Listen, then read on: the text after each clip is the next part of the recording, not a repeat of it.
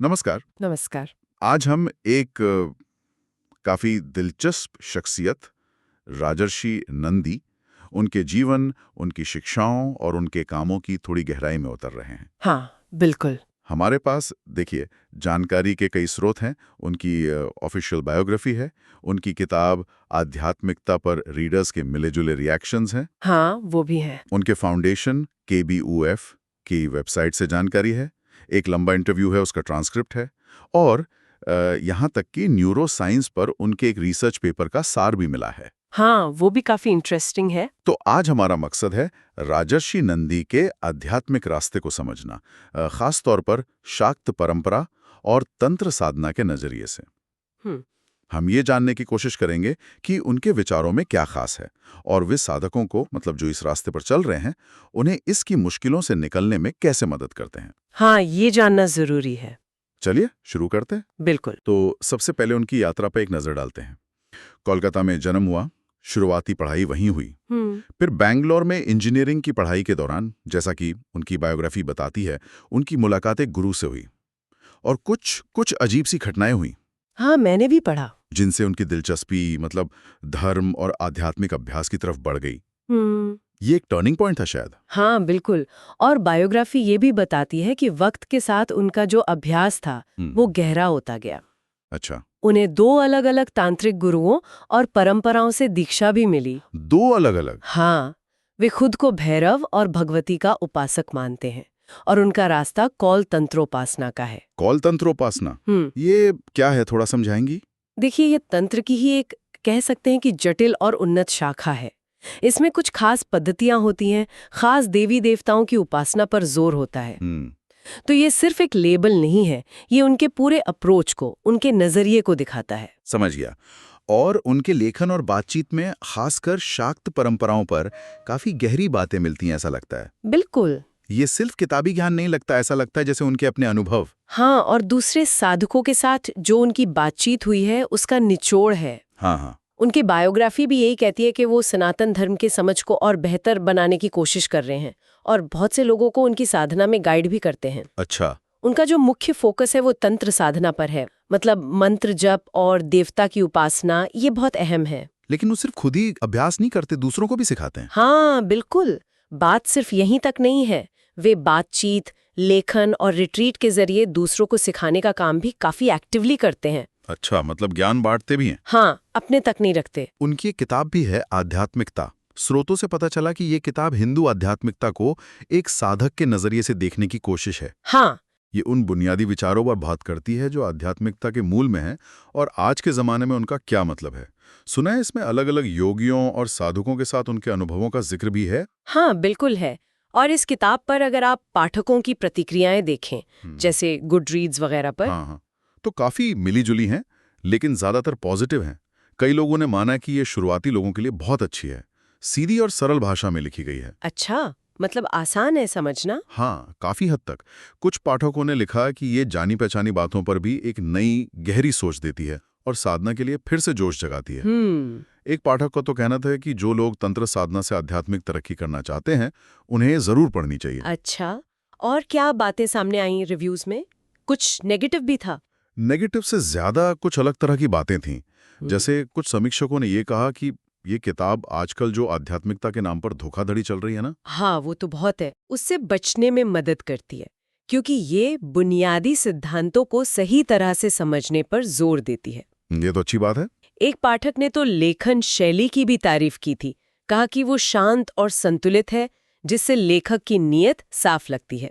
लेकिन सब एक मत नहीं होंगे शायद, कुछ मुश्किल भी लगी लोगों को। हाँ हाँ, बिल्कुल। कुछ लोगों को ये थोड़ी मुश्किल लगी, या शायद वे कुछ और ज्यादा गहरी या एडवांस बातों की उम्मीद कर रहे थे। एक समीक्षक ने ये भी बताया कि नंदी पर उनके गुरुओं का, जैसे औरोबिंदो, रमन महर्षि, विमलानंद, इन सब का असर साफ दिखता है। अच्छा, इन सब महान गुरुओं का। हाँ, और वो कुछ ऐसी तांत्रिक प्रथाओं पर भी बात करते हैं जिन पर शायद थोड़ा विवाद रहा हो या जिन्हें कम समझा गया हो। ओह, अच्छा। एक और पाठक ने इसे वैदिक और तांत्रिक दोनों रास्तों को जोड़ने वाली किताब बताया, जो आज की समझ के लिए जरूरी है, ऐसा उनका मानना था। तो मतलब किताब में कई तरह के विषय हैं, जैसे साधना की बेसिक बातें, साधक के अनुभव। हाँ, असली आध्यात्मिक जुड़ाव और मन के वहम में फर्क करना। बिल्कुल। और अलग अलग देवी देवताओं जैसे महाविद्या, हाँ, वो 10 देवियों का समूह, हाँ हाँ, महाविद्या। जिनकी शाक्त परंपरा में खास जगह है। हाँ, और गरुड़, भैरव, उनकी पूजा के नियम, उनकी मूर्तियां या चित्र कैसे होते हैं, उनके पीछे की सोच, इन सब पर बात हुई है। हाँ, रिव्यूज से तो यही लगता है कि किताब का कैनवस काफी बड़ा है। वो साधक के सामने जो चुनौतियां आती हैं, जो अनुभव होते हैं, उनको जमीनी हकीकत के साथ पेश करने की कोशिश करती है। इसमें एक खास बात जो उभर कर आती है वो है दुख और कठिनाइयों को आध्यात्मिक यात्रा का एक हिस्सा मानने की सोच। हाँ, ये दिलचस्प है। और ये बात उनके इंटरव्यू में भी काफी साफ दिखाई देती है। अच्छा, ये तो दिलचस्प है कि किताब जहां आध्यात्मिक अनुभव पर जोर देती है, वहीं उनके काम का एक और पहलू है, हाँ, जो इन पारंपरिक विचारों को मॉडर्न साइंस से जोड़ने की कोशिश करता है। ओह, उनकी बायोग्राफी और एक साइंटिफिक पब्लिकेशन डेटाबेस है पबमेड। उसमें जिक्र है कि उन्होंने न्यूरोलॉजी इंडिया नाम की पत्रिका में एक रिसर्च पेपर को-ऑथर किया है। न्यूरोलॉजी इंडिया में? हाँ। अच्छा। हाँ, इसका शीर्षक है तंत्र और आधुनिक तंत्र का विज्ञान, क्या कोई संबंध है?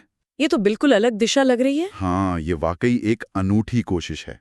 पबमेड तो बहुत ही प्रतिष्ठित ऑनलाइन डेटाबेस है, जहां दुनिया भर के मेडिकल और बायोसाइंस रिसर्च पेपर्स लिस्ट होते हैं। हाँ हाँ, मुझे पता है। तो इस पेपर का छपना अपने आप में अहमियत रखता है। उस पेपर के सार मतलब एब्स्ट्रैक्ट के मुताबिक उसका मूल विचार ये है कि ध्यान की कुछ तकनीकें जिन्हें यहाँ तंत्र के तहत रखा गया है, वो अभ्यास करने वालों के नर्वस सिस्टम की बनावट और काम करने के तरीके में स्थायी बदलाव ला सकती हैं। स्थायी बदलाव मतलब परमानेंट चेंज? हाँ, मतलब ये सिर्फ मन का वहम नहीं बल्कि शरीर पर असर डालने वाली चीज है, ऐसा उनका मानना है। ये तो बड़ी बात है, कैसे होता है ये? रिसर्चर्स का मानना है कि लगातार ध्यान अंदर की ओर लगाने से जो तांत्रिक प्रैक्टिशनर हैं वो अपनी चेतना में होने वाले बहुत ही छोटे मोटे बदलावों को भी, मतलब सूक्ष्म परिवर्तनों को भी हाँ, पकड़ने और समझने में माहिर हो जाते थे। ये वो बदलाव हैं जिन्हें हम आमतौर पर महसूस ही नहीं कर पाते। अच्छा। तो पेपर का मकसद है तांत्रिक अवधारणाओं जैसे सूक्ष्म शरीर, नाड़ियां, हाँ, वो एनर्जी चैनल्स, हाँ, जिन्हें शरीर में ऊर्जा के चैनल या रास्ते माना जाता है, मंत्र वगैरह, और इनसे जुड़े जो न्यूरोसाइंस के नतीजे हैं उनके बीच एक पुल बनाना, एक ब्रिज। तो इसका मतलब क्या हुआ? क्या ये साबित कर रहा है कि तंत्र सच है या? देखिए, ये पेपर साबित करने से ज्यादा एक संभावना तलाश रहा है, ऐसा लगता है। अच्छा। ये कोशिश है व्यक्ति के अपने अनुभव, जिसे फर्स्ट पर्सन व्यू कहते हैं, और वैज्ञानिक तरीके से बाहर से किया गया अवलोकन यानी थर्ड पर्सन व्यू, इनको जोड़ने की। रिसर्चर्स का सुझाव है कि इस तरह की स्टडीज से शायद दिमाग की क्षमता बढ़ाने और न्यूरोलॉजिकल बीमारियों के इलाज के नए रास्ते खुल सकते हैं। मतलब पोटेंशियल है। हाँ, ये प्राचीन ज्ञान और मॉडर्न साइंस के बीच एक तरह से बातचीत शुरू करने जैसा है। ये नहीं कह रहे हैं कि सब कुछ साबित हो गया, पर ये कह रहे हैं कि भाई यहाँ कुछ है जिसे और गहराई से देखने की जरूरत है। ये विज्ञान और अध्यात्म को जोड़ने की बात तो बहुत रोचक है। अब जरा उनके संगठनात्मक कामों की तरफ आते हैं। हाँ, राजर्षि नंदी कामाख्या भैरव उपासक फाउंडेशन ट्रस्ट, जिसे छोटे में KBUF कहते हैं। KBUF, हाँ। उसके आध्यात्मिक आधार और मुख्य संस्थापक ट्रस्टी भी हैं। ये जानकारी उनकी बायोग्राफी और फाउंडेशन की वेबसाइट दोनों पर मिलती है। हाँ, बिल्कुल। और KBUF की वेबसाइट बताती है कि इस ट्रस्ट का मिशन है प्रामाणिक शाक्त धर्म। शाक्त धर्म यानी देवी उपासना। हाँ, देवी उपासना की एक प्रमुख धारा है, उसके बारे में जागरूकता फैलाना और साथ ही धर्म और देश की रक्षा, जिसे वो धर्म और देश संरक्षण कहते हैं, उसके लिए भैरव तत्व को फिर से जगाना। भैरव तत्व? भैरव तो शिव के उग्र रूप माने जाते हैं ना? हाँ, बिल्कुल, जिन्हें अक्सर रक्षक देवता के तौर पर देखा जाता है, प्रोटेक्टर। अच्छा, और उनकी गतिविधियां क्या हैं? सिर्फ प्रचार या कुछ और भी करते हैं? नहीं, काफी कुछ है। वेबसाइट के अनुसार उनकी गतिविधियों में सामूहिक साधनाएं शामिल हैं। ग्रुप में? हाँ, भैरव मंदिर बनाने की बड़ी योजनाएं हैं। देश भर में 8 भव्य मंदिर बनाने का इरादा है, जिनके डिजाइन भी खास होंगे। 8 मंदिर? हाँ, इसके अलावा अलग अलग मंदिरों और पाठशालाओं में सनातन धर्म संरक्षण के संकल्प के साथ पूजा करवाना, अन्नदानम यानी भोजन करवाना। भोजन सेवा? हाँ, और अपने इलाके की जो सांस्कृतिक विरासत है उसकी रक्षा के लिए आवाज उठाना भी शामिल है।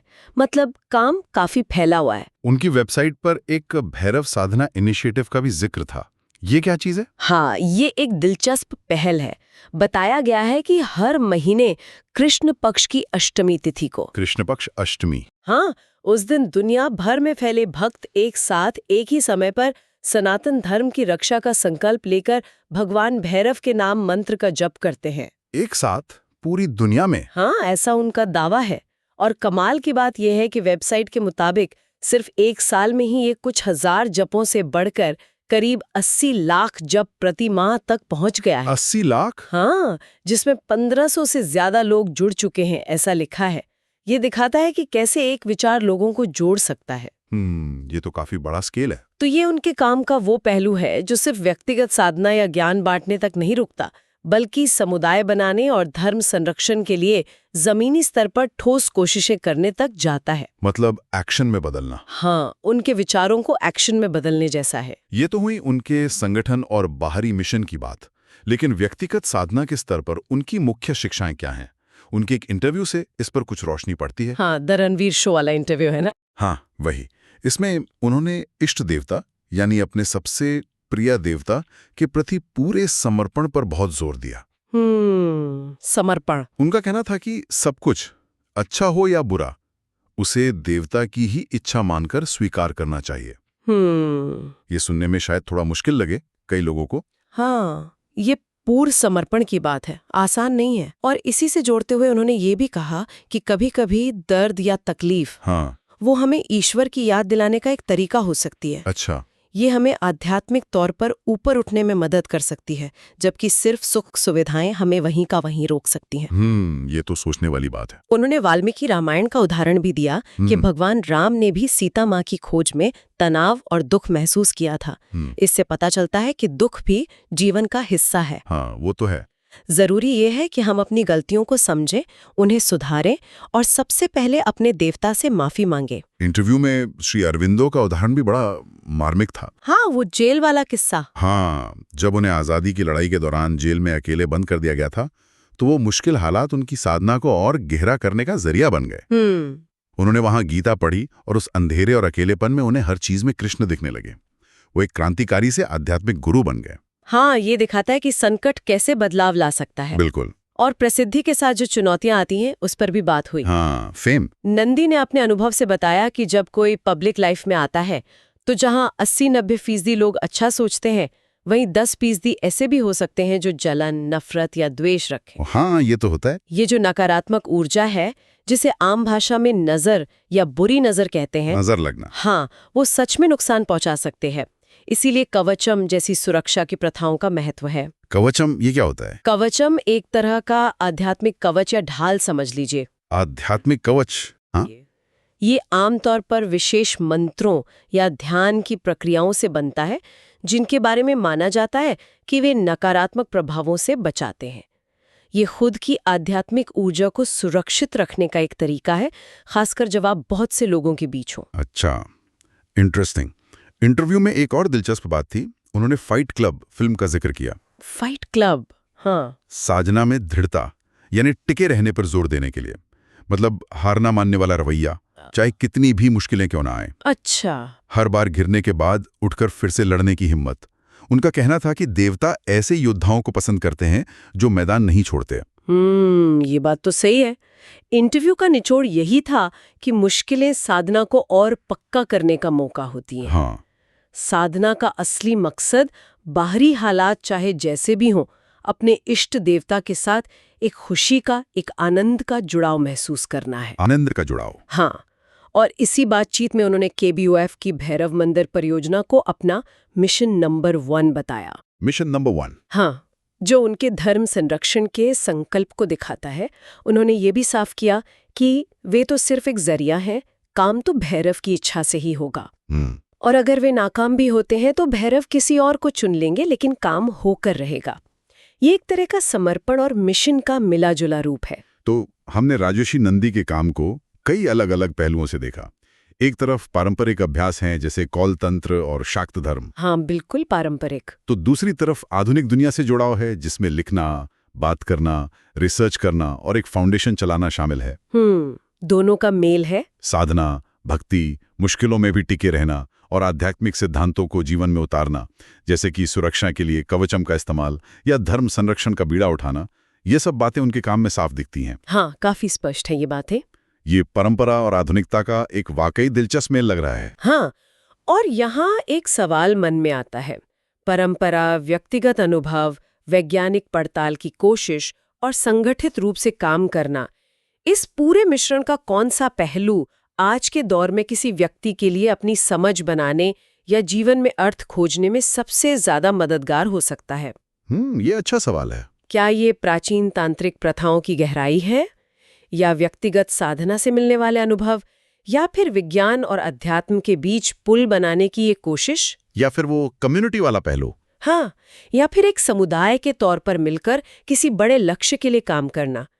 ये सोचने वाली बात है कि अलग-अलग लोगों को इस मिश्रण में क्या सबसे ज्यादा आकर्षित कर सकता है ना।